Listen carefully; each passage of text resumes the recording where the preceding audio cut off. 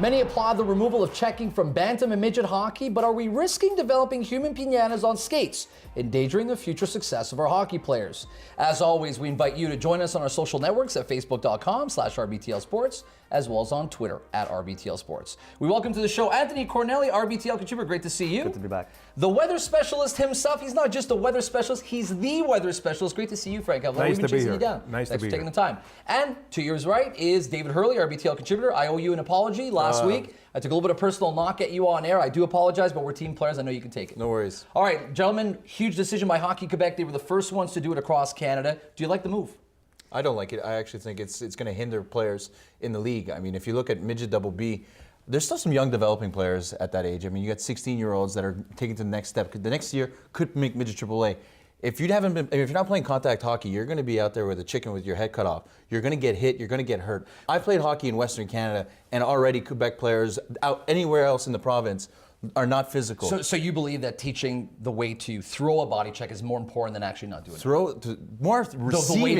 Receiving a body check is more important than throwing a body check, as well as it is, but I mean, receiving is what's causing the injuries. But on the flip side, would you not develop a series of players who are extremely gifted, extremely talented, extremely skilled? I mean, because the issue that I have is the most dangerous time for concussions, where they're really severely injured, is at that age. It's the 12, 13, 14, 15. But this is the game. Hockey is body contact. Why we're eliminating so many things from the game, which is how it started many years ago. I believe there should be a little body contact. But then on the flip side, would you not agree that because of the science of what we know now, right? We didn't know what we know now 25 years ago. So shouldn't we adapt with the times? Should we not take the necessary steps to make sure we protect their safety? I believe the injuries are happening because players are not hitting for the right reasons.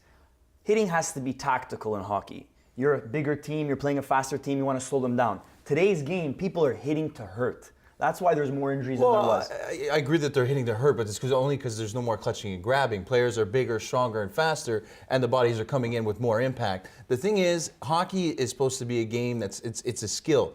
I mean, learning to play within hitting is very, very important, because look at the NHL. But it only affects the bottom tiers, right? Right, but the midget double B still get players. I mean, look, in midget C, David Perron came out and it was a first-round NHL draft pick. I mean, there's still guys that come out of that level. If you look in Montreal, Brandon Pruss, he never made AAA. He played AA. Of course, it's one category underneath, but there's still guys that have that opportunity who take it to the next level from the lower league. I just think it comes down to player safety, and especially when you take a look at the neuropsychologists who come out and say, look, a concussion that you take at 12, 13, 14, 15, I was mentioning it before, is 10 times more hurtful to the body. They're not prepared for it. The body's not prepared for it, Guys, right? the reality is that less than 1% of our QMJL players are getting drafted, and the numbers are going down. So we got to build from the bottom.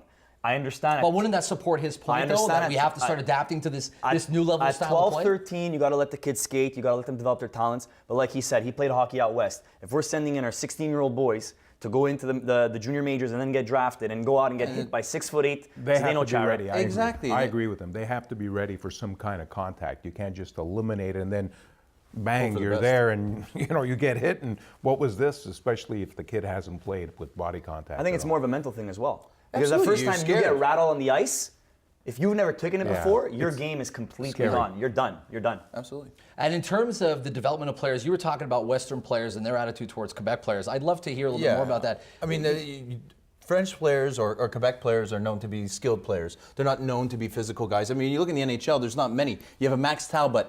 That's pretty much it. There's not many French Quebecois players that are very physical. Now, very talented, yes. But unfortunately, the players, the grinders, the third, fourth line guys that we see in the NHL, they come from Western Hockey League. They come from Ontario Hockey League. They don't come from the QMJHL. And why is that? Because we don't play physical here. It's too skilled. Now we want to eliminate it totally. When's the last time we had a skilled player in the league? You let on this? Like, I don't understand. There it is. There's the knock. Stay with us after the break. Our conversation continues right here on Reid Between the Lines. Reid Between the Lines is brought to you by LavalCosm.com. It's ball hockey time.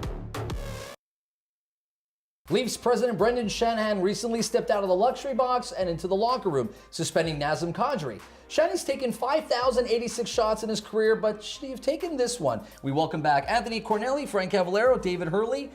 It was a bold decision by a president to step up and suspend him for 3 games. Do you like the fact that he's meddled in team affairs on a day-to-day? I think he had to. I think this is a signal telling his GM that his days are numbered. So he stepped over his GM and made the decision to suspend the player. I completely agree with you. I think he did the right thing. There's a culture of losing in Toronto.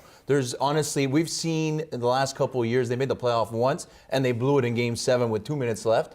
That team is just full of losers. There's no leadership, whether it come from Fanuff, Kessel. I mean, coming from a coach's background, you're a president, you put your hierarchy in, you hire your coach, you hire your scouts, you hire your staff, your management, etc. I understand the Leafs are terrible and it stems from the bottom, but you got to let the season run out, let the coach do his job. If he suspended him for 1 game, you can't just step in. Already all this controversy around the Leafs. Now you're going to start. I understand where you're coming with at that point. Is there not a lack of respect to the hierarchy, though? And that's where the problem is really starts. Like Frank said, Dave Nonis is gone.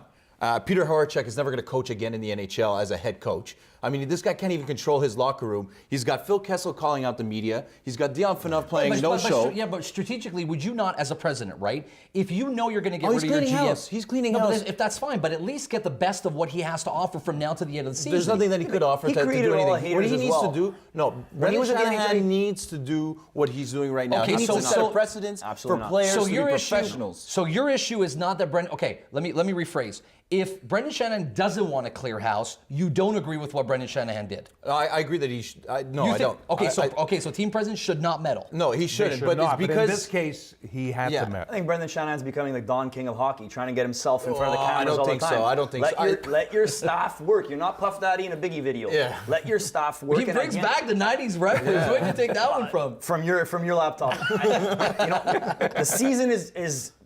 They tanked the season already. Yeah. Finish off the year. Don't create any more controversy on your team or media coverage. And then at the end, is it not an unwritten rule too? Is there not a level of respect there? Should there not be a level of respect? There's a level of your professionalism GM? too. You're getting paid millions of dollars. Even the more the reason why Brendan Shanahan shouldn't lack that respect. You're showing up late to meetings. I'm sorry. Where are the last few guys that we know who have done this in the NHL? The Kositsin brothers. Where are they now? We're talking Radulov. Where is he now? You're talking guys that are You really think that Nazem Kadri was suspended because he was late to a meeting? That's exactly why. No, it's exactly way deeper than that. No, it goes whether it's his weight, it's him not keeping performing. fit, not performing, lazy attitude. Listen, I mean, if there's a structure and you're showing up late to work, well, then it's your fault. It's not the team's fault. Now, the coach was too lenient on him, and Peter Horachek will be gone next season. Brendan Shanahan wanted to make an example. But he would have been gone anyways. Exactly. But he's cleaning house, and he wants everyone to know from now on, this ship is going my way. And if it's not your way, my way, or the highway. The fact that Kadri was probably on King Street and partying all night, and he was late for practice, that's the coach's decision, on-ice decision. Yeah, I agree. He's dealing with the players. The coach's job is to deal with his 25, 26 players. President deals with his GM. GM deals with his coach. Done. Let's give you last. But Shanahan waited for the GM to make a decision. He didn't, so he stepped in and suspended him for 3 games. So the GM should have resigned. If I was the GM, I'd say, why do I have this job? Well, he's going to be gone at the end of the season, like you said. Stay right there, gentlemen. We have a lot more coming up, all right here on Reid Between the Lines. Stay with us. Reid Between the Lines is brought to you by enconfiance.ca. Find your dream home. Reid Between the Lines is brought to you by tilmar.ca. Innovative designs in the ceramic industry. We haven't seen a team go undefeated in the NCAA men's basketball tournament since Indiana in '76. With John Calipari on the brink of leading his Kentucky Wildcats to perfection this season, are they pretenders or contenders to go undefeated and win the tournament? Welcome back, Anthony Cornelli, Frank Cavallero, David Hurley. If there's one team that can do it, a lot of people will say that Kentucky is that team. Pretender, contender? Contender. They're undefeated, and you know what? These guys are playing because they really want to win. There's no money involved here, so these guys want to go all the way, and they're undefeated, and I believe in that. Yeah, and I'd have to completely agree with Frank on this one. I think they are contenders, and here's the reason why. John Calipari has led his team to the Final Four for the last 5 years. Now he has 4 potential first-round draft picks even more than that. in his team, 8 potential draft picks if you take the second rounders. Yeah. This is a team that's been tested on the road, in neutral stadiums, and at home. And what did they do? They went 34-0. Folks, I think they have an opportunity here to go 40-0, and they don't have a chance. They don't have a challenger till Notre Dame, and that'll come in the Elite 8. And after that, I think the only team that's going to give them a hard time is the Arizona Wildcats. Completely disagree. I think the Wildcats have a shot Oh, I'm not talking about Kentucky. I'm talking Arizona Wildcats. Yeah. I believe that Kentucky is a pretender for multiple reasons.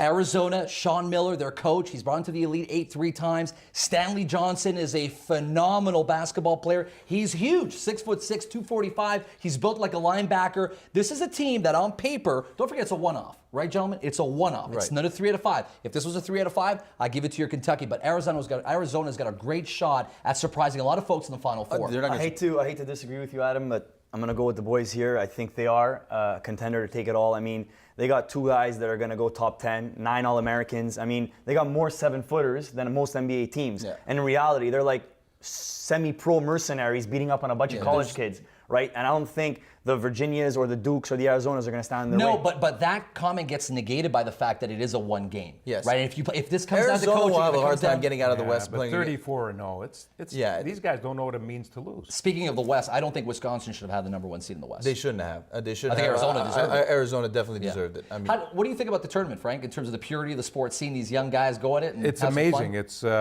64 teams going at it, and it's March Madness. That's why they call it madness, because they're just playing basketball. And nothing better than seeing some college students go, fight for every ball, fight for every possession, and all the more reason why. This tournament has seen so much success with regards to you look at the history in the past 5 years. The number 5 seed always tends to lose to the 12 seed for some reason. Last year, it lost 80% of the games. So I mean, it's crazy. There's definitely some opportunity for some shockers. Look at the Wichita States, but I really do think Kentucky. There's no way you could get in on that. Inside on the boards, they're very defensive, and the tournament's known for upsets. The tournament's known for shockers, but like my boys are saying, there's no way Kentucky can do it. They're going into the tournament off big wins. And they haven't even played to their full potential yet. They haven't even played to their full potential yet. They beat up on Kansas by 30 points. They beat up on everybody. They beat up the Louisville. SEC tournament was an absolute joke for them. Only one team has gone all the way and actually won the championship since 76. Right. 40 years of history. Yeah, but you have to admit that John Calipari is the best college coach since John Wooden in the UCLA days. Yeah, he's top. He's definitely. They won the conference final by 17 points. They're going into the tournament on the back of 5 wins, where they beat their opponents on average of 25 points. Absolutely. They're hot. And the SEC is known as a good college basketball conference. Speaking of hot, I'm hoping that the weather is going to turn up here. Frank, what's going on? Sometime this summer it will warm up. That is a bold prediction from a weather specialist. Thanks for taking the time. Such a pleasure to finally meet you. And, where can people catch you? At what time? And some of the things you're working on. CBC News, Montreal, 5 to 6:30 and 11 o'clock at night. Great. Appreciate the time. Thanks for doing this. Nice to be here. Stay with us. Up next, I'm going one-on-one, toe-to-toe with legendary hockey player Theo Fleury. You don't want to miss it. Stay with us. Read Between the Lines is brought to you by Diadora. Available at diadora.com. Read Between the Lines is brought to you by EliteSportsTours.ca. What are you doing this weekend? Welcome back to Read Between the Lines. All right, so here's the lowdown. He was considered a long shot to make the NHL due to his size, but boy, did he ever prove the doubters wrong. He scored 1,000 points in an NHL career. He's an Olympic gold medalist and a Stanley Cup winner at 89 with the Flames. But if you read between the lines, you'll see that his most impressive achievement is in the way he bounced back from his own personal struggles, his journey being well documented in his book entitled Conversations with a Rattlesnake. The book, co-authored by him and highly respected therapist Kim Barthel, offers a very candid and honest look at trauma and abuse. It's a true pleasure to welcome Theo Fleury and Kim Barthel to the show. Thanks for being here, guys. Really appreciate it. It's great to be here. Yeah, thanks for having us. All right, Theo, I want to start with you. The biggest obstacle in this type of situation, type of abuse and trauma, is the shame. You've come out and said that it took you almost 2 decades worth for you to even get to the point of you being able to talk about it. Looking back at what you've accomplished, you've said in the past that there's a plan for all of us. Is this yours? There's no doubt that, this is definitely my calling. And, it's just been absolutely incredible since 2009 when the first book came out, Playing with Fire, that something that I, grew up with thinking that, it was uncommon is actually the most common thing that happens in the world, and that's trauma. And, since 2009, I've had over 500,000 different people come up to me and say, me too. And so, it's kind of cool to be aligned, with